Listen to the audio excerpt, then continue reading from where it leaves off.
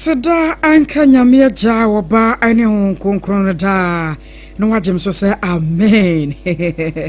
Yam preach yes. Now so ya tena sese no a awose etumi hye won kran na enuoma wo de beko wadwama so wo akoton ade se ne obesi bia fa ba obra ene wo wada no aye no ho ewuro ne awo adi ahia sa enti ewo se utumi nya enkran hyesem kakra na wanya abrabo mu atena kakra na wanya nimdisem ne nyansasem kakra na watumi aka ne nyina bom na afi wo de akwakobo bra as usual yetena sese no a Ghana ho nsem ene ye ba beka iwi ade obonkrata no ne apensen mu de amamo 7:20 am ye be lines no de atum wadawromo na mosoma frɛ na makere matwene ade afa ho na nka ene de no obuo kwan so ensam nyina afa de ye bekenkan no wo ha no ho a anka mani ba je ho ye pa nyina so eka Ghana eho ebi metase anya me nkwa na metase me na mabedwafo ena etenase ne yede Ghana ensam eba besom wo ana Adwoa Asare ena Obrempong na kwaku ampoma enso ewo ha mamema won mwachi ema won matenase mabedwafo mo mwachi ya okudonto amwede adom arakwa tete kwafra mo atwetrede ampan no adawro manti na ye na aban because what dey nyame na flowers ye hwehwe otirimi efiri hia flower be ya Adwoa na wo hu no na hey flower dey just had chiri aso ye tinsem wo flower dey na okay back to the grandmaster no teacher say enter cry say do this and your son takra ke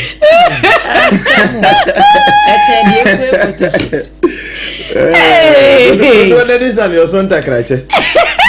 takra cha no matama so ba say ya do na need some pachi Adwoa ba ya sister ese kutu se ba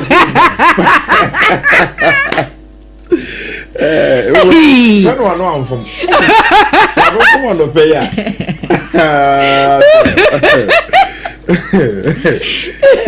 me che we friend say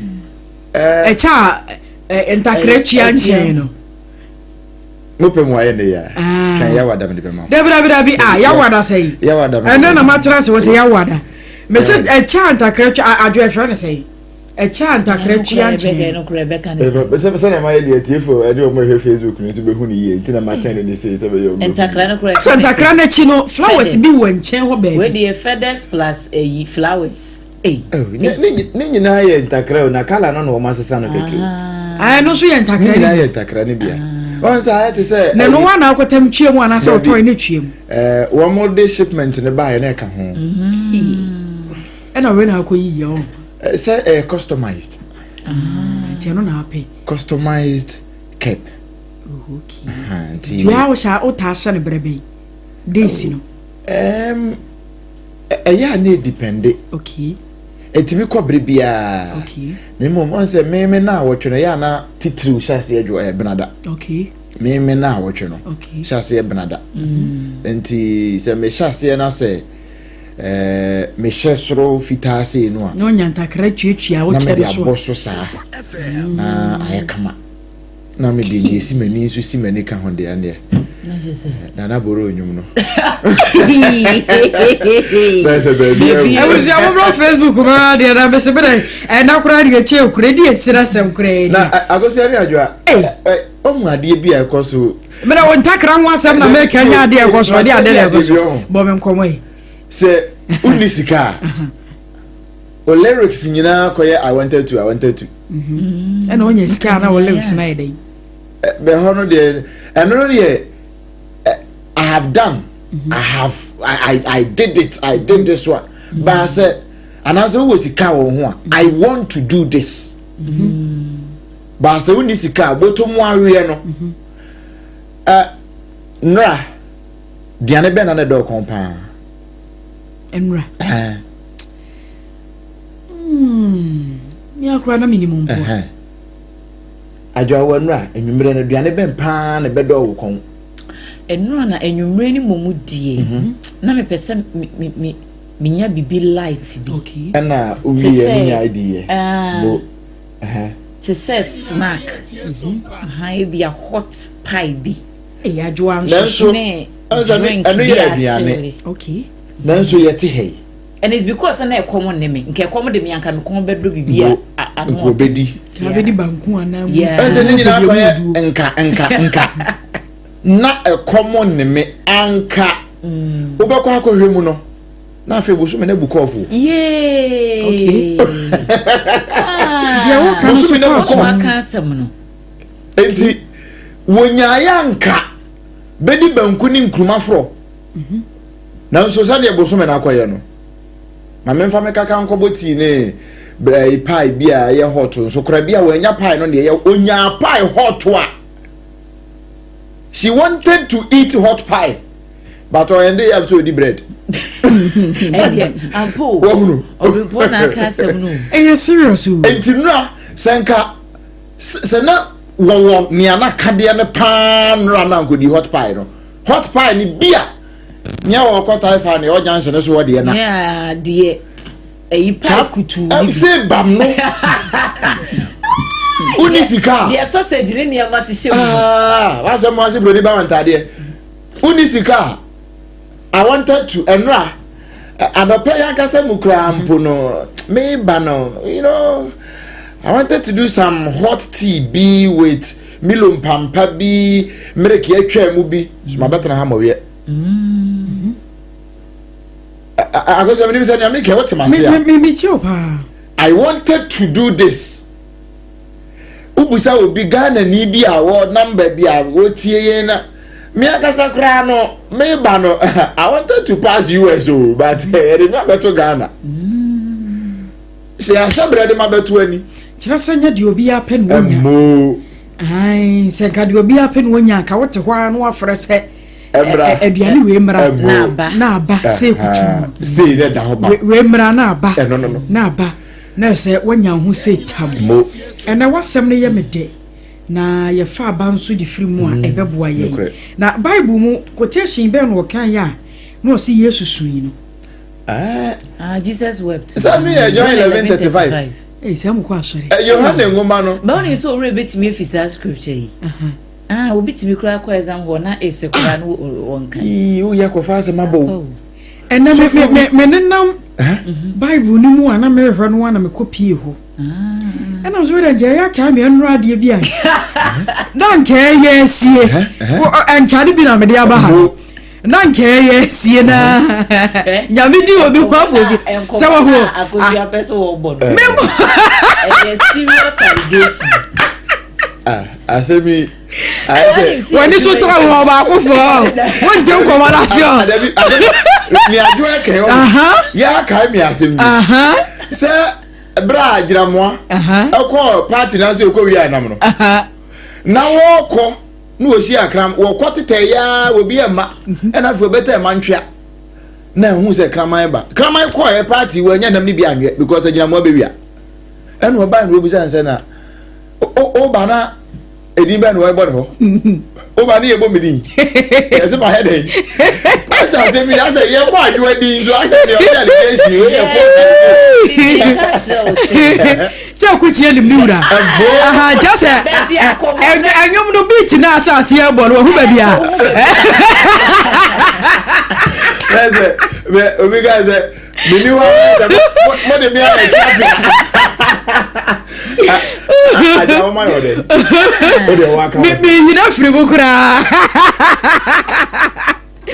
I was off for my better for me no be dijiba na lo pen agro ni mu be ye de ebeso na enyasem keto makura wonim se ye firi we no a ye bebo wura de obonkra chanim ane na ye de hot stories ahodo a eno so eje ne homena ewo mu ade aba beso wonim se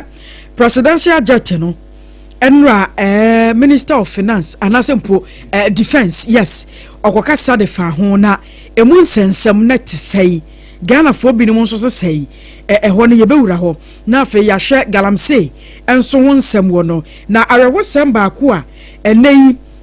wo se ye tumi pemu asem ka Ghana police service tu ho na mo eye ene yeso obi ayira areba chi beku wo ko hunu na muda baabi ene obehunu yeso onipa so masi wo yira be na ne nansa obekwa ko yeso na mu da baabi eno na ase na nse be ase bosome ba ko de ko ne bosome mienu ntam no asase a trend na minim se no so ya asafofra fe na aba e wo se yesade de akire de a Ghana Police Service wo mma wo mani enku hu yie pa abadwafo wo mesa mma kwa babiem na memisa mo se baby amotie no obi ati yie de yesi bi ti yie bi nti yie okuranti adwa baby ati no uti yie oh na me adum uti yie pa wakonya no so yie oh ai ehihim oh davi aha no shaking yes entakra Because video in Crabbe has a from Mr. Dunfer Suit Hub. Okay. I see a boy. Okay. I saw a person. Mesome yatano. I'm checking a pa. Na sana ho ye de. Ne ho ye. Aha, nti yenchia Mr. Dunfer no pay. Na waware ana. Mr. Kennedy ho di. Na bia Medi. Yes. Nti yenchia message nso nka ho. Owura yiri Dunfer. Nyame onya okesia no pay na onhyira wo. Nti anaye ko na ya the stories a wodo a air trend no tew ne yakoyenim na Obrempong ma mensha se mfu na yonkode na air trend na no fitinra okay ade ba nyina no fat fitina no fiada memenda kwasiada ene nradwo ne ahomachi sompa trend yes trend no so no ba ko a ejina mu kese pa ya MPP4 conference ya wo koyi sanya sompa amanfo nte yo na wo mote ya hu se ne a eko no hu se sense no bi ho a nya ba bia na obi tie MPP4 gu so trend a wan trend no won mu conference ya won koyi no hu no wan trend ye okay no ba ko no ne amema hu ba bia me nam ne ba ko no na wo mo delegate conference no a wonu mo ko ye no adwa baya position ye kama ma e mami sentina bisa asa wuti ye maame wuti ye majeje me anopai e majeje me anopai mesu besra pa mama bo apa wanto so na o se gen ra ka me record bibi ye so wo kenna no ka agro mu baye de sana eja ho yes I said no dey everything and ya for ya amafo se no so ho enti no me wo evidence akesia se ti no be so obeje ne ho achi ni no oh sir si enka samre ne Mr. Prince bebanti Mr. Watemba the see you know oh you better report oh yes na Adwoa koyi ne ho na gram be pie ba ko so nti mo bia be fine mo ti bo me nkomo am bo no se wo conference ya koyi okay won mo se mo bia mfa se metai Adwoa Jewa Kodie achi we se maka mo mienu abo Adwoa Jewa Kodie nice one me mpese me kwa kofa asema ba fie nti metai wo mo achi ma me mfa won mo t-shirt na bibia e fa wo ho ema nso binumu ba no no mu yesi yes no na manfo say na ba ku bi e trend e no manfo nse dan kan ho asem wo ye traditional media yi so say wo mo si nipa no mo yo manim delegate no be say 5500 equal 6000 enso wo mo kodru ho no na say delegate ne bro be 15000 kai ya so bia be ka ho ena wo mo ye so on be ka ho no nso no wo mu gufa ena wo mo ye ayese pose onjaze fabo ne ka ho nezo wo na ko ya ye bibia ye no oh okay wo mo si we mo de ya shada ba se wo okay ena ye de wo ma begina wan kona ena wo mo ye it is possible nuntina bi so ti ye wa bantu no so ba no yesi no ayo nchiremu ni bi no akom ni nchiremu ti nchiremu ni bi aba sasa wo ba fa nkrofo agu ka mu e de o ma begu stadium ho wo breko a ya se da se wo mo a e be si nkrofo bi anan ne de o mo ba na ba se allegation serious allegation asem no and one be na it is possible afi wi ase na ko di she for example wonu so dru ko na bi na manfo de abo wo ye bi ye beba enti wade no mo ko na afi wo mo se mo bi amfa ho college ne ho pictures ma no wo mo asa akwati afra wo ho akwese mfa wo mo akwati afa kakra me da mitimi call ye ho a me ko monitor ya me de ba ye no na asem bi boboba okay ye betwen sebe aduane ne si so ye nwo ye mponi anom ho nkwan ti ye mpase ye benom ho nkwan ansa ne mum ye dika gbo tiefo se bibi boboba na boboba wi a wonum constitution na wo mo ayensakraye wo mu no se na no msi youth no se wo mo twa free 40 ahen wo da ba 35 eno na Abdul Salam Mustafa bi mu anti asie na Mustafa imukura wo how many years wono gusu ye youth organizer mo se mo twa dia about 35 for the no ko 40 ne 45 entina no one reason yana say wo mo ka san say bi mu kiki against entina no entina ness almost say youth organizer prempren kura no twa mu 35 na say wo se wo twa dia about 35 a wonya de ntisa ho close no wonya twa sense na bibi wo ho no mu a mepese ye di ho nkoma no pai ansa na adwo awokra wakọ trending stories no so se mo hwa efiti last week dey ba no ewuwo no be hu yesi we ayira adebechi wawu we ayira adebechi wawu enru aba akokra asi wo mempasem ema ababa wa fefefefe wono so emza no mso ye nurse ni asesei wo mkoto se wawu da obi afuom sane ne osi bi da ho no baka se obi a wada ewo ne kete so a wada ne nsa ba akoso na areho na nurse ni ba akoso so 37-year-old lady wono so assign ne ho ahoma ya che se wotie nsem no a ekoso no amini gomu amamfa mo die eno nso so ho na yanhwe adwoa ade na ekoso eye waman no ankasa no nipa birim no mutirimu aye sum ana ewo se babia ya duru no ye hunu se abambofo nso nkeka wo mo ho kakra petrol fo no wo mo nhyase ase no omo ne nam emonche edi ankasa bo me nkomode na ekoso akosua san komo we no ni di ne be ye den kakra de kire se unhu nipa yemfa responsibility no enchechere no ana se ye fa na free he yenyina yenka se Ghana completely safe say bibia ntumi nsi wa but wo hye emfie du bi atwam emfie nwotwe num bi atwam na de toto enne a utim say difference wo mu pa first ne yete sansemi na so na nya ofene nya tentem te se de nansen mu yetie no wo beti say yesi obi afri mu kra once in a while no what a crime story be what is obi akodi obi ewu obi akowia obi ade obi akobo obi tuo ni ade but in the last 3-4 years no 5 years no if I'm not mistaken the new normal yes and no the new normal wo Ghana has obi kura wonyene ho ye da so we na yante se obi abo obi tuo a ene ye sa da na yansore ye yante se obi akoko obi ato ne dem a yansore yante se obi akose ne ho akonfo a yansore bisa say where did we get it wrong esase saying anamo ben yantu a enne yaba bedru ha yete Ghana ha sebi wo bia timi free ne kurom ebetena Ghana ha wabra woni nkrata obi atimi betena Ghana ha wabra immigration for krapo no wo mon screen nipa ne hu se simesi ya wo ba Ghana ha no wo de adwemu fine na eba enye boni binti no waba ha na wo ba betena no adwuma no wo ba be ya na bibi but okọ ba bi entesa enti minim se sia krom ha no ayehu na okonkrofo amaman so a Ghana fo bi mu a wo mo bre no enya sem ketwa ma but aha no ase wo bi etumi ba ena no kura de ya yete so obi kura ba chechere ne kingdom ni ade je se ensam no dwene ho a enti ase ni na de be yes wo bi a wo no aba Ghana ha yes so sana so ye ni interviews ahodo ba ya ibu kingdom mi hu sensem ba ye later na ye be hu se o yes abrante no kura po no enye sesa ade no wo kan ye no enye sampampa wo bet kingdom bi na wono na ye interview bi a wo koye ye mfie bi atwam no kura sa adwene no wa boycott me pa cho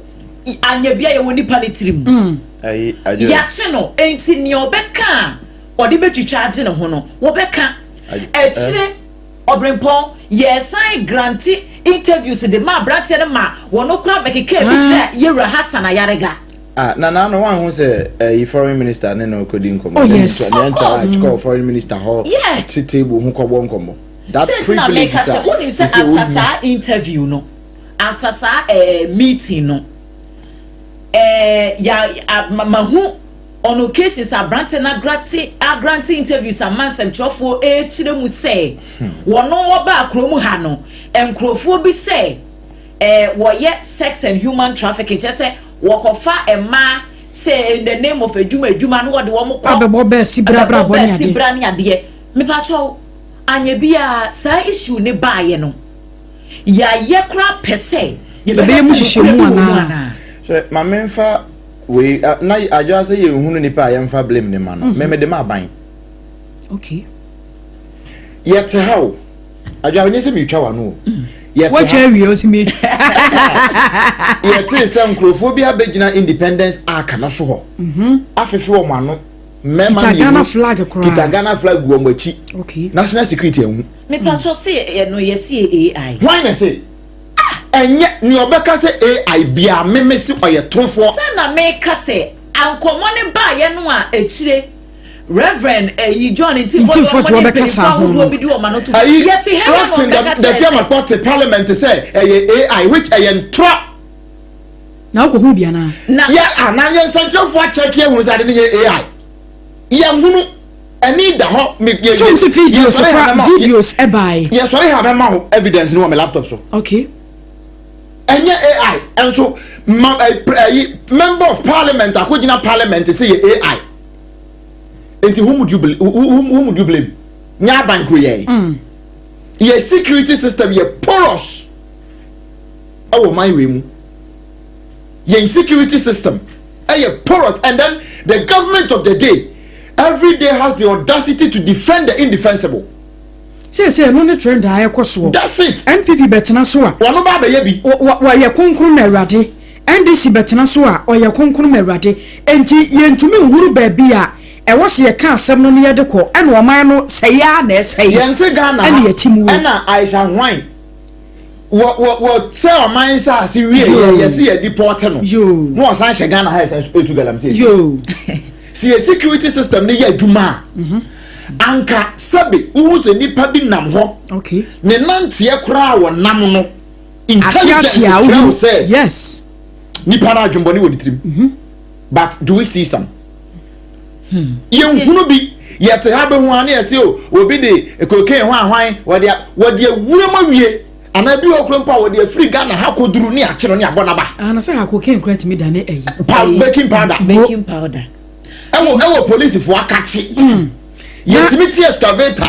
ekosi police for dem ana police for aboboa no na yira emu 36 ana 37 na hwiri ayira adane afafranto na hwiri police for ehwena no kurampo ayira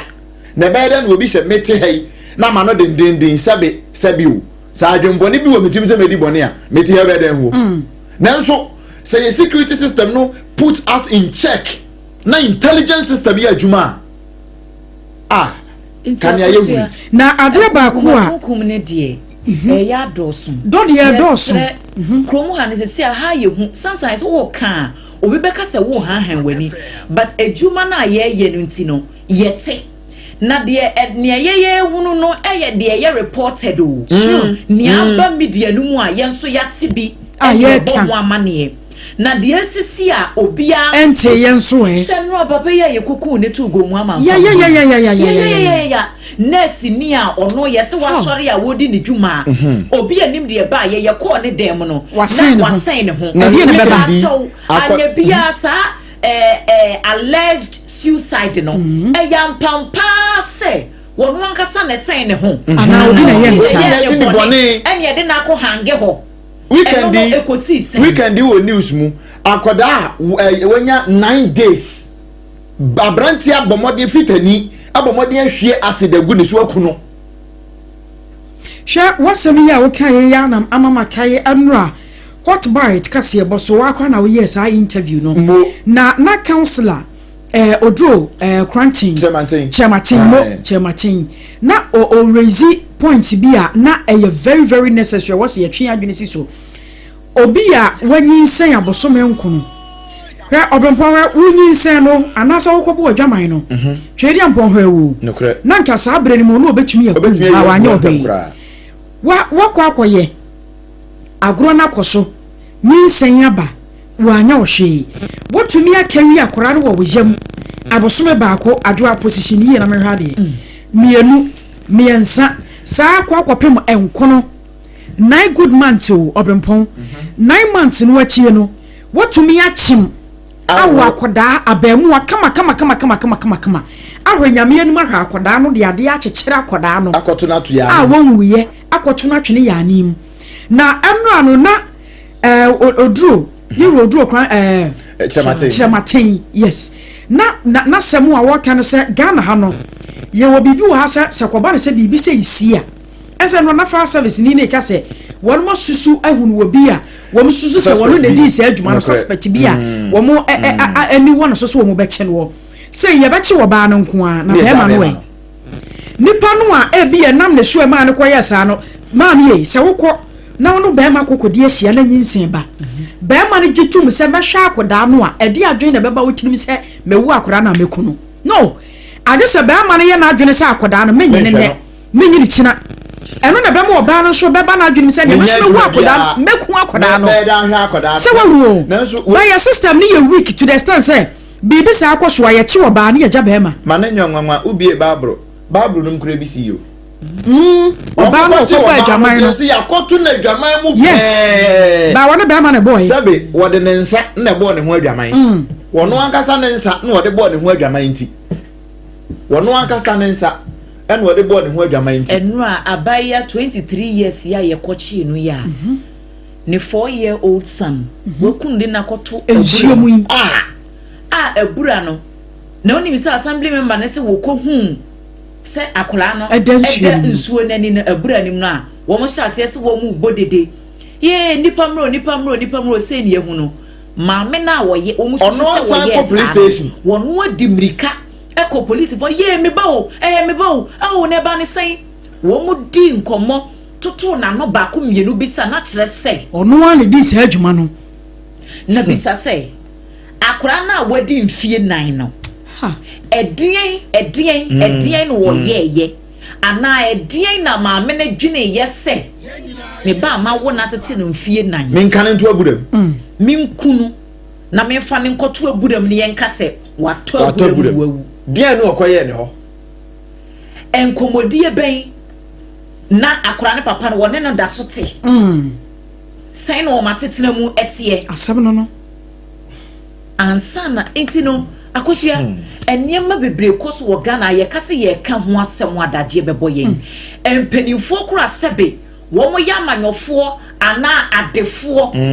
ya ye feel say oh asumasi de wo boni din a obi anim no ye hunu say we mu kura de they have all it takes say boni because wa ye behu na chire no wo mo mpo behu ye ntimi ye mu nipa bi wo ho a wo mafiri mu boni ato wo mo a ye hunu wo machi na wo a what mempasem so no de what wo be hwa so ayara hosem na ye kan nyina ade akwakowie se aya hwo ho so yi na ho amasem afei enam nhyiemudie no wobae wo ko no akwakodie adwene ho mienu nye ready a anya dan yi anyinsen betumi apia firim na nyinsen ne ba bisa ho so why ready na wonye ready a ene no yese bibia ba ye wo condoms awodo ho ebo ne die bi wo ho ubetumi akwakoto bo wo ho ban eno ne ade a ewo ho but the situation whereby ya obekwa akwagie go ho nyinsen beba na obehu ne se ba ma se won hwa akoda ne nti wotimi akawi akoda no 9 months na dia tirimu adia adwen ne wo tirimu na bibinu mu etim eyesumu serious esum ne wo sama ko ja akoda ne na no me hu akoda no nice baby boy but na wada sebiemu na ye pepa no na maame no so wo wura akoda no wotimi se ayene time ha bi kra po a no aba ne se wo ye bi aboa me hu so wa ye bie enshira nkanya mese akora no da so ti ase no kre ya wo mo hwe se na pomdin begina yi na akora yi ebewie akire no maame ne bekọ eduru se wo pa wo na se bi o wa anya bi a wo sa akora no sikani bi na akwaje no a no ha ase betwe akora no homa nso eno ne ade ane ha adwene no ya system no etesai techrema mpra ya na ifrate asefo yenkode obonko tani interview ye beda ho afebo oh yes koda no nyini duru baabi ne yekọ archives mu no obi ko ka say ye be ba betwa ene na body akire maame no sanna na o ye roduro kire mu se akora we no ebeduru no bi se obi ka kire ne se o maame kora koto wo twene se bie mu a na nya ni tirimu dem wo se me kora no me ba kora me maame kora no wo mpeme get me from the beginning enti na me ba ye jonki a e de na beba na fo ni atenka manipa yes wo twetwe wo obi so ade na beba wo nku wa wo nya ho ti yete woni ye hwa sa no ma we yeah visibility stay a friend saying sa police visibility no a community when you be fa ha bia na police ni ba bi ho krompa wo mo nam ya senka ye street mu no mo nam bo nkomo keke na nso bia ube hunu keke no na na no he me di wie no na no ye kire he na me ne abaki tama na me wo no ho ye ba anopa si na brantie bi wo ba bonza Ghana chi wo ya manfo ta tu ngura gu akire ho na akwara abrantie ne pese wo tu ngura gu akire ho na ogina ho chechecheche se ne ase wo jonso aso ye bibi enti wo hu ye na wo jato ho a wo kọ ena metia no friend se wo mra wo no a wo ntitwi alatani dimijegu ne so kakra wo ho no ansa na fie hofo no mu baako epiaba abebusa sa aden ena ye chere se ni abrantie ye ne esan ma ne tam na ade bokọ no de koye se nyese wo ye ade no all right but bra wo hu ye nye presifo ba wo hu ye no kura hu bi ba ni mu tina fe wo jato ho wie but na ne steps no no na mai mu se wa ye bibi no na mai mu se wa ye bibi na eja me de wo no na ba ke so support wo ye ene ma na san be fa na ade no de koye enti bi wo hu nipa no nantie mu keke kura ne ye mu no a na hu ni se bibi ya bare tiri mu a ma bambofo aso ntia na wa betumi atu ho na mo watu bambofo so ni mu huni muni mu huni na yetimi agimwadi yetimi agimwadi wo bi anya na sam wo fe o se me de ko police station a e ho no menya ma ni afra abo amane se ni paso masi na ade ya no se ebinum enya police fo ni na ebinum etumi san so kira atade ya se ni paso masi ni obeya asem ni awo no na nka mese na no mo fidada mu case bi a ebeka ayensa nipa no a wono ko report ya asem wo no asem no kodu police station wonum na nipa na kan wo ka timamufo no kromafo no mo koye akwa ne timi kire se wo se me pie free ha na me ba me ne omi ye no de wankumi amekum in front of a police for eside no timi wo se nipa so mesi ana so obrempong ena ko say which means we be the man tip off yeah man tip off see the radio ha ni pass me see na ko kan ni bi ba ko afre boys no say hey mo nwane ne ye ba you so serious asem no baby e free no wa ye wadwuma ye papa wadwuma de ye counselors ne ye psychologists ni nyina so wadwuma ye enti ete ha de ye ho toto kwasi buroni na ye nya de kwasi buroni so obaye ni bia ye wadwuma ye yenkwada obonkra tani mu na ja yenkwa yanim ye wi a 720 ye bedie atum ti yenkwa ne taw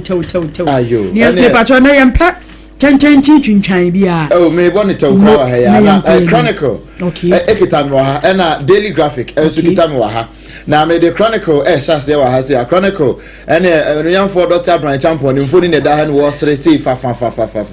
wo chere se delegate ye ohoyi wo mo ho sisi emu be so ha mu titemu no aduasa nwotwe 38% I endorse Brian Champion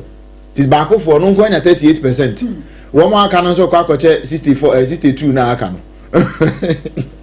enti wo mo aka no nkoche 62 na aka na se wo mo so mfanti eno enwo hwehwemu na chronicle ede aba ewa ha sei na Emmanuel Amakofibu a ne mfoni ne da ha yi eno o che se wo bantre ne se oberivoku 962 small scale miners womo license will be revoked ni nyina ye say ye come back to galamsey ewo ma yi mu no ho enkomo ewo ha sei na wasan so ede aba ewo ha sei no wo che sei rubber ye ho adwumai sene wo manfo no raw wine no anka betimi adada mu ni anya we kakra no ye twa rubber na ede ni nyina kwa am no ne ɛna ɔkyɛ sɛ ɛha dwene paa enti ɔmanfoɔ no nyinaa mmoa na saa deɛ no yɛntimi ɛnyi mfiri hɔ na biribiara nso ɛnyɛ fine na ɛho kakra yɛ a wɔde aba ɛwɔ chronicle emu ɛno no memfa graphic nso ɛnie ne tawo anim ha yɛ wɔkyerɛ sɛ licential exams no last one yɛ a wɔmba bɛtwere sɛ wey the best last one last one yɛ a wɔmba bɛtwere nipa bɛyɛ sɛ 37,000 wɔn mu akɔgye ntete yɛ kɔtwerɛ licential exams no 37,000 ɛna actual licential exams ni bia ɛno ho nkɔmɔ kakra ɛwɔ ahase na Ghana Health Service wɔn ɛna wɔn so ɛde ato hase no wɔn kyerɛ na ɛnura ɛsaborɔfo no mo kan sɛ autism ana autism wɔn ɛno na ɛyɛ yadeɛ bɛn no nkora no a yɛwo wɔn mu a ɛno no ayɛ na hyɛ aseɛ bra akora no watena se wɔnante wɔrea na ɔpɛ so osua kasa no ɛno na yana sometimes no maamefo no tidy hunu pa na obi wɔ no so a wode ne kɔ hospital ntantam ne bra no so a no mu taa hu ɛka kyerɛw na sa akora na sɛ bio wɔyɛ yɛgyimigimi kakra saa na yɛbɛka no aha ɛnka ne de no mu ka ne sɛ nsuo ba ɛna wo fra akora no a sɛnka wabɔ ne din no sɛ bi Obrempong no ɛsɛ nkora no wɔ mu so a ɛdin a wode fra no no wobɔ ya wotwa nani anaso wɔbɛhwɛ w'anim ɛma wo sɛ wabɔ ne din but saa akora no deɛ wobɔ ne din kora no a wɔhwɛ baabi ya ne tɛ nani no kora hwɛ baabi ya mo ɛna nani hwɛ wo trawo wa mo de aba wa ha okay ɛna sɛ no ayɛ so wɔ kasi nti na me pɛsɛ me ma yenya saa education nso kakra wa ha se bia na fe no obi kura etie no a wanti a obi nya ne a ɛho nkyeremu no wɔde aba wa ha director general kyerɛ sɛ no korɛ wɔn gu so ya wɔn boa na wɔn nya mmoa ɛde aboa saa afo no nyinaa na saa yade ne atimi atu ase na nanu ablekuma nsɛm esi yɛ hɔ no wɔse presifoɔ ɛyɛ review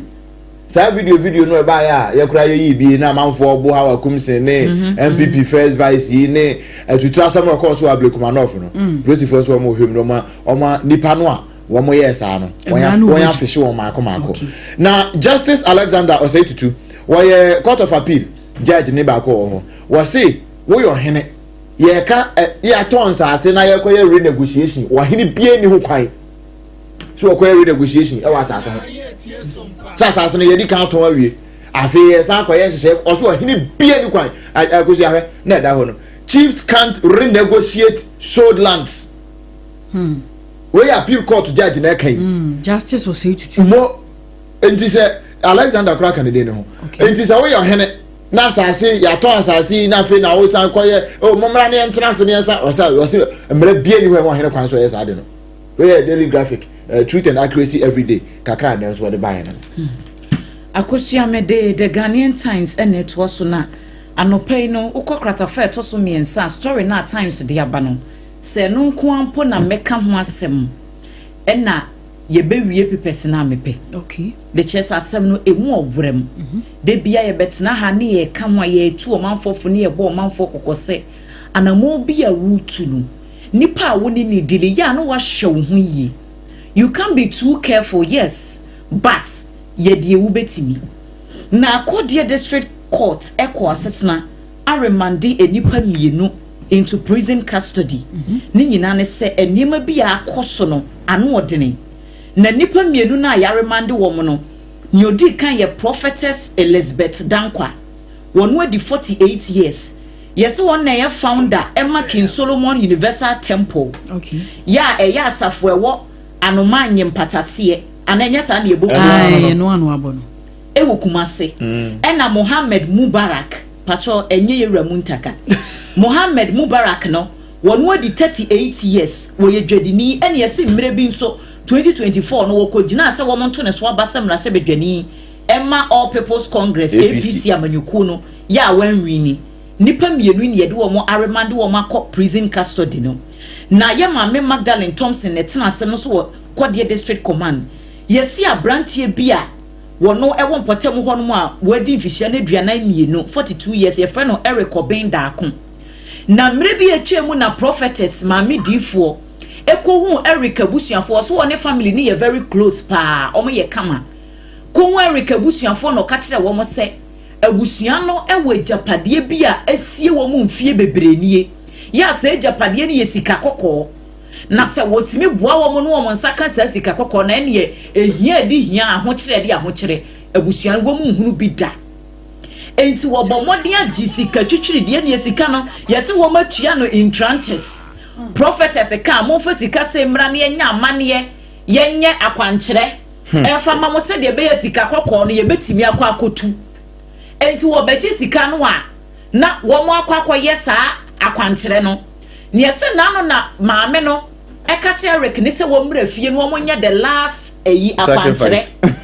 na Eric ne koya no wo so wo mokoye test na hudo bi na se na Eric ne so afa echi ne se wo kohwe se ampampa ne ma no a akwankyere ne dika ma mini tuma no ade yellow no wo se ye gold no ampampa ye gold wa Eric koye ne nhwehwe mu na kire se ye de 6 adane ne 9 wode ya wonani na nye gold wa enti wo ko se wo confront ma me se prophetess na wo enkomo be na apese wo ne mebo no enti ho no koye mente me ho ase kakra enti ade no hu sese Eric hu sese de enkomo ne ko no wo se da bi wan pe ba bi amfa ne ti amfa wan hwa ade be ye no wo kuri fa amfa nsiri mu wo kuri fa window no se wo dwane na prophetess no ni mu barak no esa no den fofi antoata wo kuri si abonti wa na ka efa ne so sei en wo hwere ne nkwa wo mukukuru body no koto baby chese akosua asem ne mu obrem gold nti na gold ne kura se enye gold wa chese wo pekwa bi so aye family sikedi answer say ya man about for was antimantem mo to asemi from day one sure Oma reported from court day one enti pato ene prophetess no ene Mubarak Mohammed no wo mu nyina ya remand wo mu into prison custody ye ho asem e wa na yesisika wodi maame di kaje 20,000 Ghana cedis titizika 200 million so wo de ya akwankyere me pato e ho asem e na times de aba Zuarungu Senior High School eno so yatum sanse mente me ho ase bi esi wo school ho na enye ho nko a yesi school bi de Vetin SHS Vetin Senior High Secondary Technical na Dabopa Technical Institute ni nyina Watermale Metropolis ho e wo Northern Region sa schools no so yesi class bi akoso wo ho no enra ama e ho asem no kratai afabi e dia ba Dr. Edward Omanebo amanura Daily Post na afa accountability series ni bia wode aba yesi bullet bia ye hu na chira kwan enkomo na ye bo ne bia ni eyi ammunitions de anase bullet a asrafo di wo mutuma esiden yera ya ye mu asem nti akosua oh David asrafo ne ma yera yenko phone lines ne so na yemie entum na adwoa mo nchake messages no emame wadaro ma phone line side di djuma ena no pay kire wadwen obuo ne ne die kwan so atemdidie bia enim 0260196069 64 0260196064 ana 0260196065 na kire wadwen efafa ho. Hello, good morning. Medafo dini baby akasa free. You, man, tia wana pay. Wada mami tia.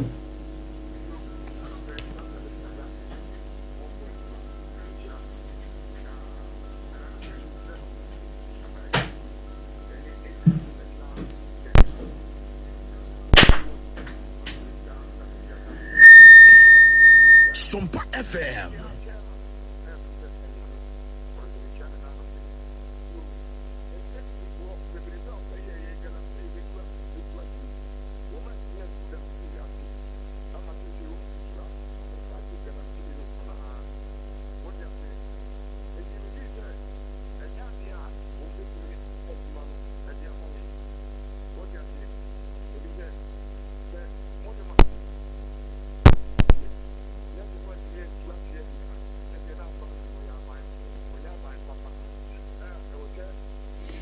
Where you go say your lines no high kakra yansan hwe say ye ni we nsu di nkomo asa na be ya na. Hello, good morning. Good morning. You odo di ni be akasa free. Pacha from Isaac Mikatafika so. Okay, Isaac ni chewe. Mumpo mutisen. Adumo na ho so e. Nyame adom me so me ho ye. Ayi openi ni che na o che no. mutin takra wo ho. Eche no aburo eche yeto. Obrempong Adwoa da so yes watch no eburu 80 years. Yeah, papa no mo mrantie mu. Na no obehwe sa ache no. Oh, okay. Okay. Na me was 66 years. Nice one. That's how kura sa chere what she be pain. Me man she bi mum, but na papa no mo she. Oh, I see. I see. Una o ka se mi Sompa cha we dia ni die mu a. O si yi newspaper no kuta no. Enye newspaper no kuta no, no kuta newspaper. No correct. Yes. No correct. Eja me da se. O my Ghana no. Yen ni ese o my Ghana no. Enye mpanimfo no nko a. Yen timamufo no ye ka ho. Ni ese o my no. Sabi o mi hu nkroma. Mi hu buzia. Omo be nyina be hu won. HMC 1 2 na mi wo be ma camp. Entino Ghana no ye ka ho bi ene ese no ye ne ma mpanimfo no kwan no mo ye ne ese o mo ye. Okay. Enti yen hwe bibi ye. Na Ghana no sabi o menya prophet.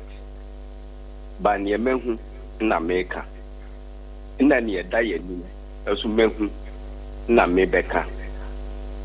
Enu amekasa na muka jem se mbe frame wo station hodako. Meti osofo elda ebu me kwasia. Eka kire mi se enkrata ensema ye kan enkrata ni so wo beka ya. Na mu ye program bi. Mobo wasem you be asem. Yes. Okay. It's my friend many last caller. Na me ka kire mu se elda bi ebu me kwasia. Na osin enkrata no ye de ano na kan ne ya ntro ntu entua misika mame so mbeka ya wehu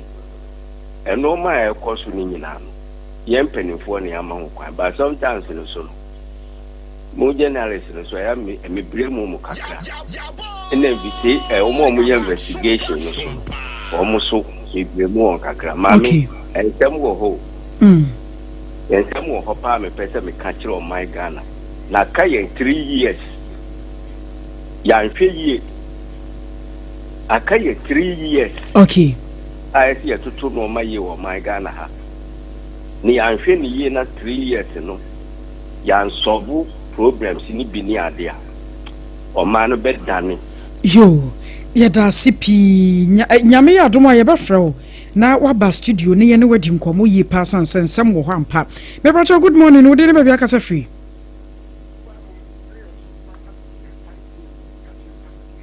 Yo, odo mi entie we.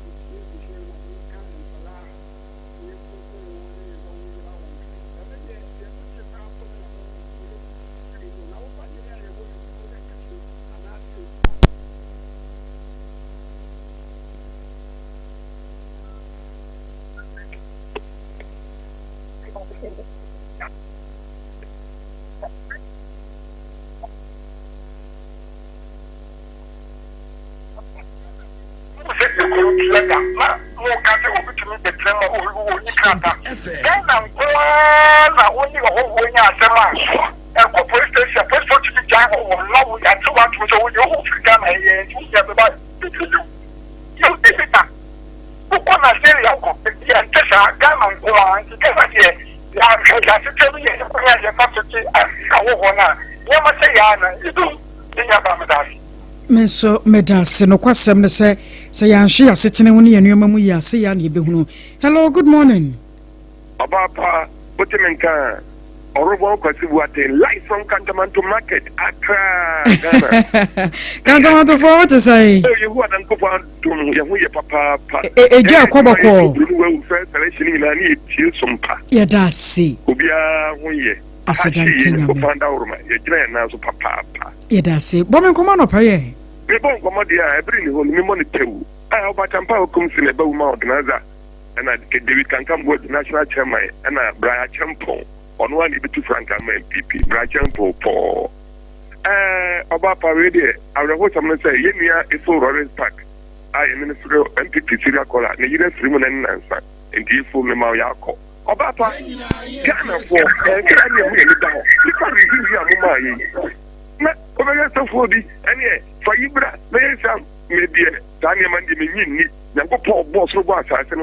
the people hear me and become to them suffering Yanko Paul. Or so for no any party say, wow, it be as in the Ghana farm me and now okay. No question. Amen. Hello, good morning. Who didn't baby Casafi? Hello, good morning. Many about Pom to say. I read your domina on swear. Roman Father the White Angels, met your person Choko Chrono. Now, me church MPP Media Petronia. Now, William. Mammy finds Jacketti more than a man honorable of Japan. Okay. The aspirant, the MPP, are doing more dog. The man baby will be one in the team. Okay. Mammy finds Jacketti more than my lawyer Dustin Kodie Obrempong, MPP General Secretary, baby will be a Roman Father Mechan. And somehow, because Ghana, dear, they be a Mecca. The Bini, at me, ma'am, our man, Nina Nano, I fought to a Joe man at all. No, a boom. No one brother, yeah, dear, the city, ye than the Nina. Yet, what I wanted, a could do police to come with it, yet, Jow or one so on. No Ghana, Nina, would to woman. Police mean wood. My man, because over breaking a cocoa with our normally Diana. You hear your papa. I'll bet me a back. What this is a papa. Me a mercury, ayo. Etimi akoso. Me a baby factories. No more Brunen to my no major rose. Me yet me a constructing in there. Let that now fall into my pressure. Because they say, broke what the John is successful to dominate Mama. What they are you? They say, Ghana, at top, go market to the Kobisa Bayabo. Go to Kobisa Adwoa. It is what in Graha. Nothing could do. Then the Kura number says, I have never had 5 cities, no go to market. No call now the Corona service city. Then the number who I want to get the answer. There is 220 cities and then to the Ghana for. And then not to the Ghana for Amedasi. Hello, good morning. Good morning, Miliaba. Although dinner baby Casafi. We are Cafe Phobia, Sompa Cantamanto. Mo Cantamanto, young quay. Dedica, my name is Evanson. Obrempong. Obrempong, yes. It has. Dr. Brand Champa, only with two Frank MPP. Just in Kodie Obrempong, General Secretary Chow. Can come what do? And get Miliaba. Me, sir, and near my way in a crossing in our say, a new Munya Samana, what trouble to me for Chilomina. The boss and penny for now, Omudi Kati, independent Emma of my own ideas are Bruno. Because almost I don't want a teacher if I say on my now I don't want a teacher my Uko Europe, but Nigeria, Okoye, I know why I know what is it. But I'm ready tomorrow. Think about that, Obia or did you 50 our Cantamantia? Now Obia Nigeria, our town, if I say earpiece, and I can't say we. More referee. What you go pan 6 years? No, one in the pana, Gananina or just tax. No, any home. May my talk to no pay.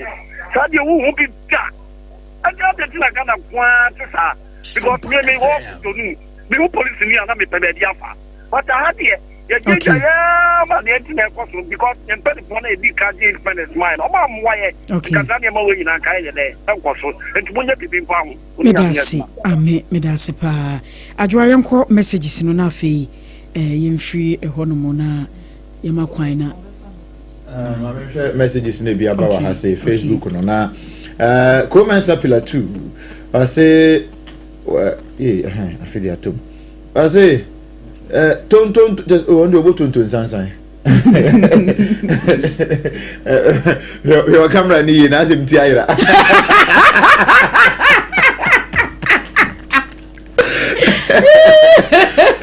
Obrempong. I say my fellow LPP family, nominations for the presidential primaries opens latest by July 2025 for Tom. Rahim Rankin say good morning Ghana today, and you are welcome once again with another blessed day with Obrempong Adwoa and Akosua. Watching you live from Kintampo, the center of Ghana. Nana Kwesi George, I say good morning team. I'm watching you live from Wenchi constituency. My special greetings to this morning goes to Bright Asufi Kumi and Yedin Waboni Bibri Waha Mo Yadasi Bibri. Ohena Mensa JB say good morning guys. Fantastic morning program. Kudos to you. Watching you. Also wishing the Black Queens all the best. And I'm John. Okay. Yakubu Dombote Offenso Kaira will say I wish the Black Queens the best of luck. Inshallah. President Mahama, good works done. Yo yate. Nedia kakra no so diaba. No. Maswood Edifuk Masi Bantama one also said the NDC has already exhausted 8 propaganda against Dr. Mahmoud Bawumia, which in my view makes the former vice president the strongest candidate for the party going into the next election. Any attempt by the NDC to undermine Dr. Bawumia has already failed. It's highly possible. And also the message kakra wade aba ewo ahase and no. Mr. Dunphy Edifree I say Mr. Dunphy suit hub ewo Esiobua or say we live ewo Esiobua na we biem pa ya wo mo won potem ho nyina nso etie na yemu ene adwuma ono so ne message a de bae eno no yo I was say adamu nyina mo asesa madwon kyerɛ no nsusuye no obuo ne die kwan so Adwoa Ghana yempuntuo ene ye kanko aseda enkamu nyina mede de Akosua Kodie Obrempong ye sori so Kodie Obrempong na kwaku ampoma na fei Adwoa Asare enka na de adru Sweden na a tip of sports no ene de eba was just our own let's cherish our own way de mu akasa yem ye ne de ho ye ne nkuya de ho na Ghana Premier League no ensa enyina ne na so bio. This is our own, let's cherish our own. Ghana Premier League is back again. I say this is our own.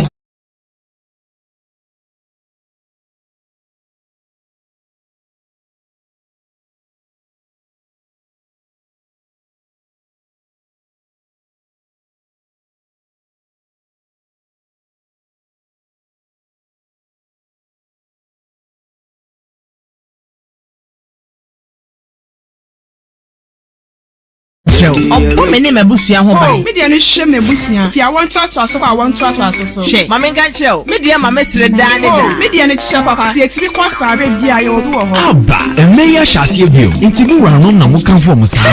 Oh, Debbie, Pepsodent 200 grams for no asem na ye kan you. Eye kokoko. Pepsodent kokoko promo no nie. Eye Pepsodent kese dada no a na ye de 25 grams aka ho. Jewo de na ba Obusia ho ban. Na hye wo se mu de. FDA aje dwade nkrat wo yi.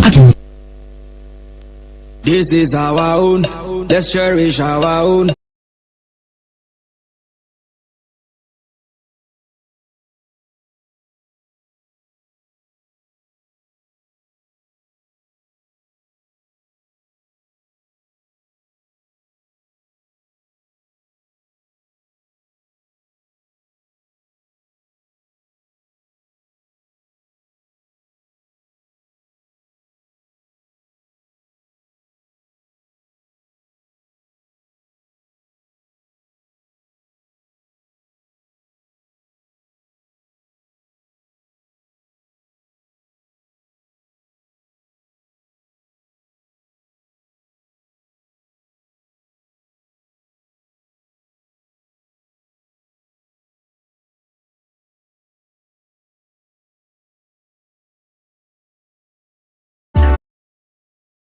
Okay, yatna se nonso aba pano simano aduana mienu ebraso sana peso da agudemu nsem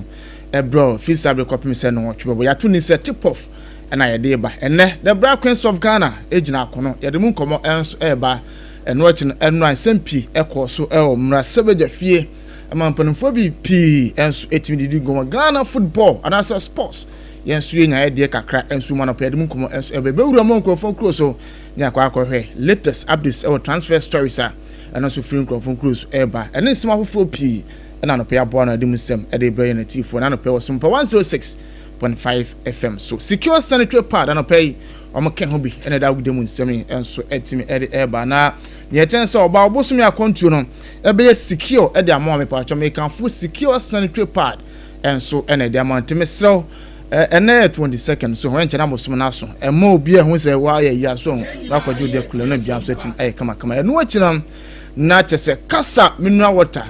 kasa mineral water enso na me kan fu da man na pe me so banu musuo ama wakoma so adwoa anase obuso adwoa mpatwe kasa mineral water na me kan fu enso edama ye wonsuo ene wonsuo so honye nsuo bia na ese onu nsuo bi onu akono ahwe akwa yare foforo enso de abonemu kasa mineral water de entisa me ba we no onuma eboa na onipadua nso so ama skin no eluku fresh water sen bia nso etim aye kama nso de ama adwuma de bia wo ye bia no patro no nso etim ajo de na bia nso etim aye kama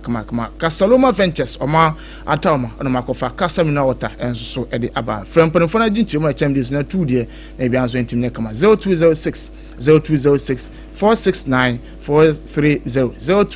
0206 469 430 na omuso atuma judan bia so etime kama you for ba center Dr. Time da so also yaran fabra na fabre ento somanu ntu ase enfoma ye cha kwanom enkran opoku ase maira sanso asantemantam so no ye obu akwa agwe na abansu no ene di hwenu 0244 7742822 na ajusen bia so etime kama mina bo for no pay omaso ya sen da gudemu nsem no enso etime ba frame safo kantanka Ransford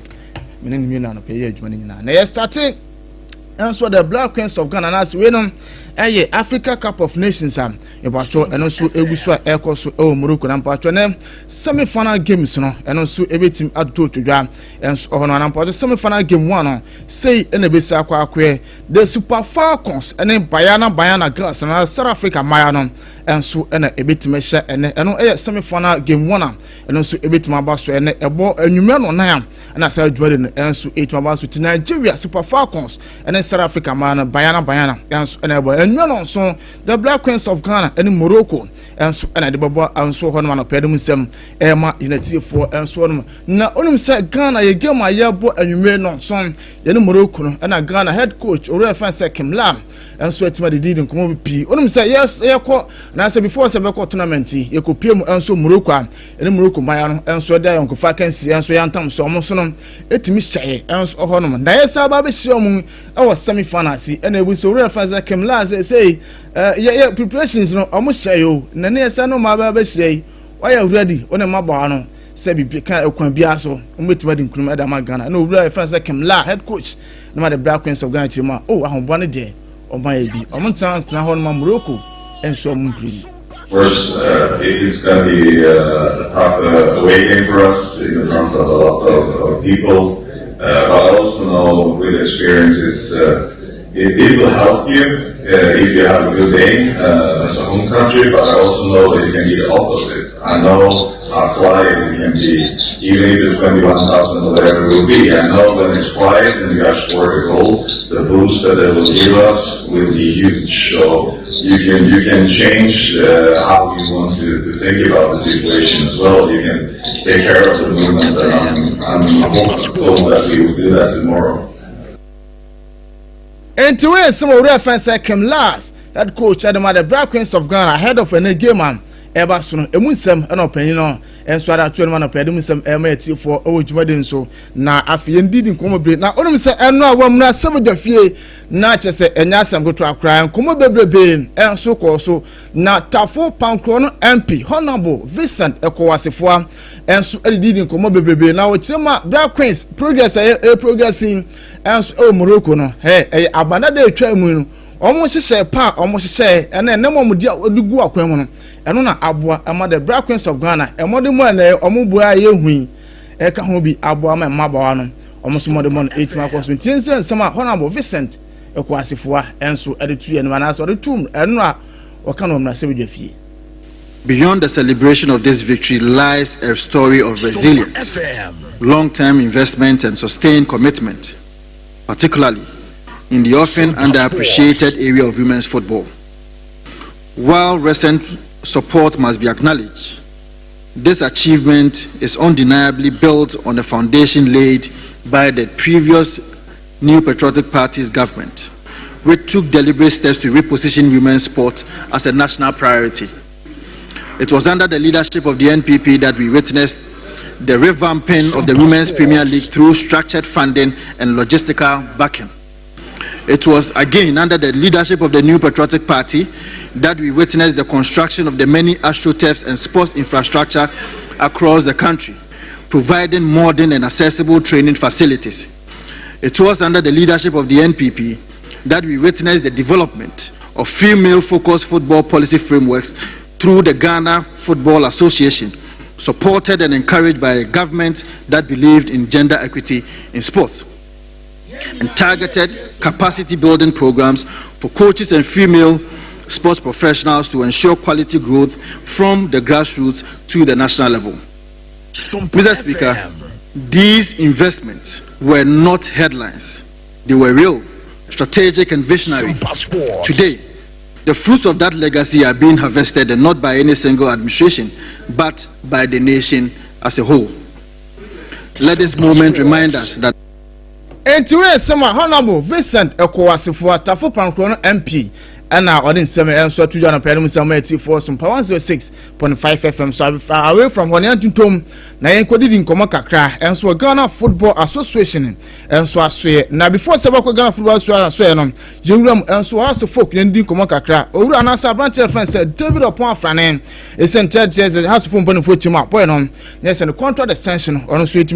standard contract and from a house of folk, and so on Pedro Musameti for Saboy friends free as some watching the other day, but he come Babakato saxophone penny for any boy and sweat my parties after say last season as after Fibaconum. It's a mutual agreement and sweat my non Jaya Dramani, former Bibiano Go Sass defender. Honestly, PM or House of Folk is saying penny for and so any boy no mutually or maternity contract. They say Jaya Dramani and so a free agent and so on a pair of Musameti for House of Folk team and rap and up on Mutim Erizumi and so on Timami House of Folk team no training on. Na Facebook for no so enya bi hwena bia so ntimi kama gonte no aso folk team ni nyina yes omotimi resume training kama na hwe coach Masu Didi Dwamani enso na ohwe na chese ne Gazar Abdullahi enso e kan bia na chese na Dawisa for no fo mu nyina enso etimi pie mo training ground so na chese nya sam go to players out na enso etimi ba ma bia so no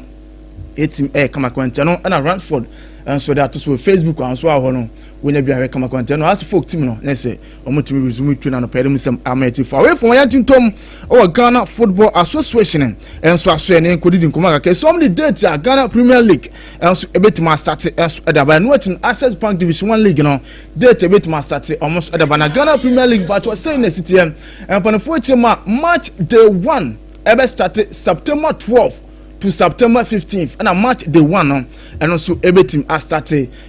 match day 1 Ghana Premier League 2025-2026 season ebe starting Akosua Adwoa bosomen krono ne de etosu edumienu and ebe started na first game ebe so na se bosomen krono de etosu edumienu kopem bosomen krono ne de etosu edunum na match week 1 no and also ebe team abaso na pedem sem ma United for ewo jumade nso and now chino Access Bank Division 1 League no empanfo echima and also ebe team are started Akosua Adwoa September 26 na se bosomen krono de etosu edunu ensia and Access Bank Division 1 League no and so ebetima start name omde zone 1 zone 2 zone 3 clubs and as teams are almost ebetima take part in na enso e dia ba name branding no yetim boss mobile Facebook live now Ransford e da to no ma bacho obinya bi nso ahwe kama na bia nso etime kama na enra ekro na GFA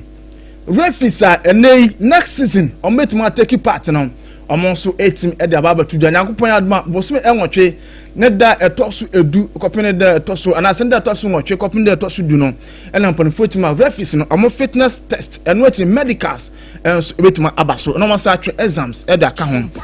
nti refis a mpanfo anase list mpanfo da ba edos papa center refis eno ati no asala once ni nyina omo de lesson 10 ena e da ba bonti na no ena twibe refis chairman our Ghana Football Association so ya no e refis George Seja ena ebusan say mpanfo de list e da ba senya Akosua Adwoa bosome nwotwe ne da etoso enwotwe kopeni du no momda na refis exams momatwe no achi refis fitness test no momatwa na medicals enso enkoso na wo a wo ye refis chairman watiti bia na yentie ne nsema ode tu yenim Young executive of reference to welfare will not be notified. This one will tell you clearly what is really happening. We don't want anybody to believe that we're saying anything, but everything that is telling you clearly that the GFA is actually insensitive to the plight of the referees in Ghana. They are insensitive to the plight of referees in Ghana, and they have taken us for granted for far too long. Because each time they talk, we speak and members should extra patience, but they have taken us for granted, and that is why they are doing that. They are 34 weeks when the referee matches. Almost 12 weeks. After 22 weeks, the band of play no some chess article and some matches. Why is it so? And it's asking, yes, a woman can a Kodie match. Yankasika, we pre-financed it. Yan pre-finances can you pre-financing every cup, League and Casa, every cup. And some we pre-finance GPL, Premier League.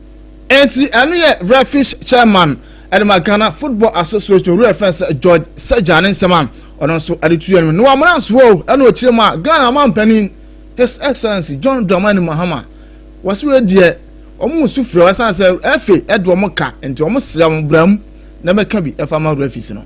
We are pleading with the father of the nation, our father, His Excellency, the President of the Republic of Ghana, sir. He should come and rescue Referees Association of Ghana. We are under extreme pressure because GFA is owing us and they are refusing to listen to us. Apart from Sikana and Kasano, there are a lot of issues in that particular petition which we want to resolve immediately. We do not want to look at all these issues and carry it as a baggage for our members to go and start officiating. That is for this particular coming season. We don't want it that way. Now, we're also pleading with the chief of staff. They should look at it and review whatever that is there and look as well as discuss issue with both of us, both parties, GF anyway now, RAG and get this all these things resolved. We shall be very happy and the members will be very happy about that. As we sit every day, the calls coming, more than 50 referees call. Chairman, we are not hearing it well. We shall order phone now and more than 25 calls have come from referees. They say as a mintimina and to tell the truth. For instance, I have to send the money to bring the person. Now I didn't is very bad. Pre-financing, yes, the referees, the boys and the ladies don't have the money to pick as capital and go to go and handle matches and come and wait for about 3-4 months before payment is done. Pre-financing, we don't have the money to do it. Then they'll drop your name, give them the match another person. And that is exactly what the boys are telling me. And that is not good. And yet there is a fear. So we are pleading with the President of Ghana, the Chief of Staff, to step in, rescue us. That's our main battle cry. Enti anu ya Referees Association of Ghana omo chairman Oru Offense George Sejan Nensman Oporitu na Remi Sama eti for Ojuma so nam say Sodro All Blast and so to qualify Ghana Premier League next season almost 8 ma ba second we no Sodro Stadium no renovation egusu a ekoso gidigidi na asam kutu akwasa bia club licensing board na ba honma almost stadium no omo timanya approval team no kasa mpanifo egusu innovation egusu ekoso anya asam kutu akwa na san koma se bodo film biom na Kodie Obrempong say that's with them stadium asam there na onum say Oru Offense Dixon kire do no offense kwabna che Stuttgart oyen sentwe ni sentwe no ye bia anu achina ka ope RF chairman e obono e wa ene hafo na mum ni sentimanka no odi din komo pi oso asem manpanyi bo share se new creator regions no minister do mbenya bi no osre sunwane so ne mpatamu stadium no omo hia bi yenti nsem honorable adituga. Mr. Speaker, may I take this opportunity to make reference to the public statement recently made by His Excellency John Dramani Mahama to the effect that all the 6 new regions are going to get modern stadia. I'm very confident Western North will have one, and probably Bibiani will be the venue. May I also take this opportunity, Mr. Speaker, to plead that when these new regions are being considered, the epicenter of football in Ghana, that is Bono region, specifically our regional capital, Sunyani, should be considered for a modern stadium as well as my constituency, Brekun West, Mr. Speaker, which has 6 Division 2 clubs, namely Fatenta Jinyame, Anyimom FC, Jinijini Jaffa, Domfete Galazi, Adom Afar Soccer Academy, and my own football club, Eagle Soccer Academy, of which I'm the proud owner and the bank ruler. Notwithstanding the fact that we have 6 teams. Enti we sama na je say honorable kwabna kire sugar dan so ade tudwa Sunyani West ma sebedoni and on a pay or Sraban say and no one penny waka so now Sunyani here stadium papa and no one penny no me homa ti eno esema ubrande atuja no pere misem mayati form o jumade nso away from yantin tom na yenkodi din komo kakra enso o mana ne emfa mana ne nsem no emfa ema yati form midima fa ba center Dr. Time that so okay hu bia no pere da gudem nsem enso eba sanso na kasa minu water yes anopay kwajibi na bia so entim enya kama secure sanitary pad enso e kan obi nice bia so entim kan minu aboafo a o maso senda gudem nsem eba yerambu kakra bi o wa mana ne da mana ne nsem no enso etim aba na onum so obre fa samiki atata enso etim akwa kodidi nkomo say asna na sanya no so mo san kepa arese varaga enso etim aba no akino nunu maduke mu nyina so etim aba bevre mu nya bi sakan enso da asna aboboku na no opanya ebusan say esane sin da motima dodo na place ehwe bia no mu kwan say bia mu ba ana say ebi ma yete sama obre fa samiki atata head coach ana say manager edema asna eretu yenim. In terms of the players you want to bring in, are you on schedule, ahead of schedule, behind schedule? I'm very pleased, that's what I would say. There is a lot of parties and a lot of things that we have to bear in mind to get a player over the line and here, but I'm very hopeful that we're going to do it very soon. Has it been stressful, summer? Exciting. I think the moment you see the club ownership with the ambition that we have, to see the alignment that we had with everybody in the board, with Rich, with him, with everybody that is connected with Andrea. And to where some reference to Mika Tata, as I do now, Pelum Samati form, as old Madons, when I saw the subway first Victor Gyokares and Abrantanon, and so when I was sporting Lisbon as a sporting CP. Nay, we answer Abrantan Boy, as now for more than a bass, they say, at least a more form, or Massa Canyon, Monsa Bodum said dinner Abrantanon, almost a bit Macano. Now, Atata Ichima, I appoint a decision, so Baba Asna and I saw Mano. I'm more dear, almost this a boy no mum and taking decision. It was a long process, and as you said as well, he had a lot of opportunities to decide whether he wanted to come. And the good news is that this club is amazing, you know, and everybody wants to come to it, and he left some very good opportunities to come to us, and very impressive. I think we are all very impressed with what we've seen in the last 7 to 10 days, because once you have the player daily there and you see his character, you see his personality, his intelligence, and how much he's going to bring to the team, very excited about it. Nentano simo reference Mika Tata answer kan boy reference Victor Gyokares one of Perumusem Emanati for Ocean so na o reference Massimiliano Aragre head coach Adama AC Milan Boboko no na last season AC Milan na mo head into Martin Town farm am say no poni chema na mo twa mo na say na ma sisi last season no omo da to mo che mo hwe no mu say this season no yes ayade na Champions League no omo so ebetima ru mu anu achi no yes na te say na league na say Serie A no omo so betima abo mo de so ntia na ma last season sisi na de omo da to mo achi hwelum say this season almost betima abo modern bia so etima kama so da mo na yewru mo mayu aso na kodi nkomo gakra bro say friends Brian Mbuemo say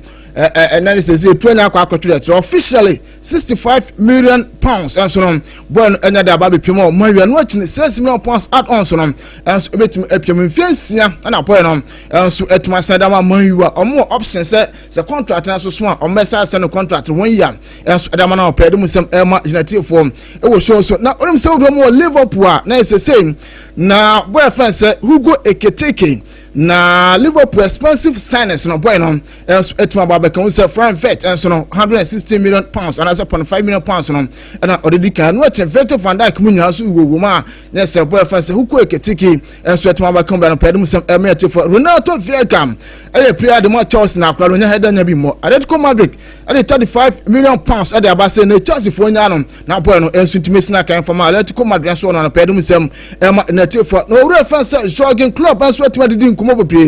na ochema Western for na ha de beche o mema boy friends Alexander Isakapa o mo mane manase Lucas mo mama na ba o mo mane ma na ochema clubs ni bebrebe e wo sika o mo pe e no mo ye na mo Liverpool no sika na be header ni wonum sa o enti Liverpool enti fa ho to other clubs no maka na mo Liverpool no o mo ye na man kakra ka anya players o mo pe na the class bo ho no mo de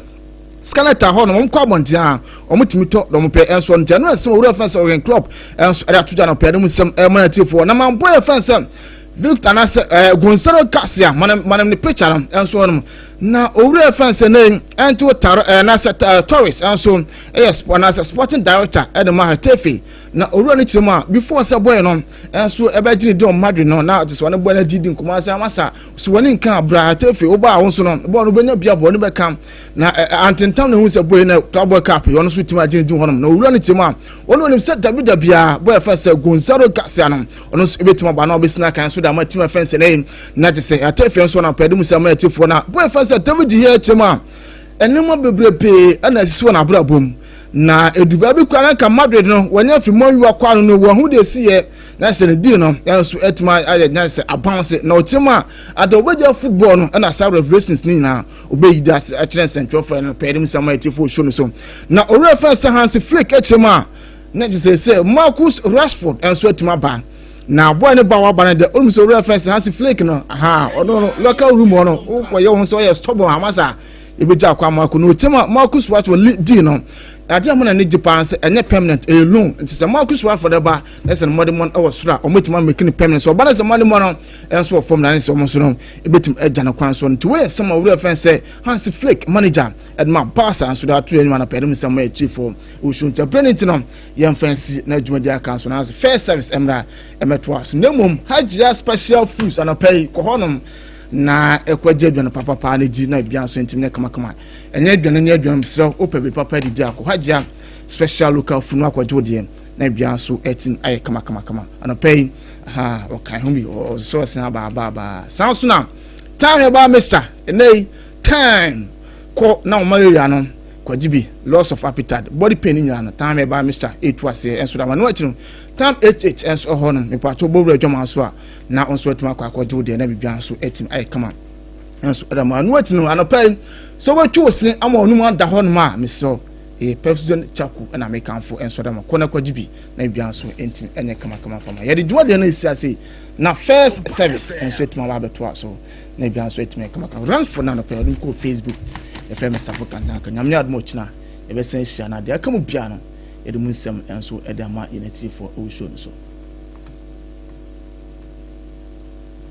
Mameka bibi kaka fa makoma mu ne mu nkyerɛw ɔbɔ me ne mabusua ho ban me de ne hwɛ mabusua fi awon to aso ko awon to aso so hwɛ mameka kyerɛw me de ma mesre da ne da me de ne kyerɛ papa de tiri ko sa be bia ye obi wɔ ho aba emme ya hyase bio ntigi wuranom na muka fo mo saa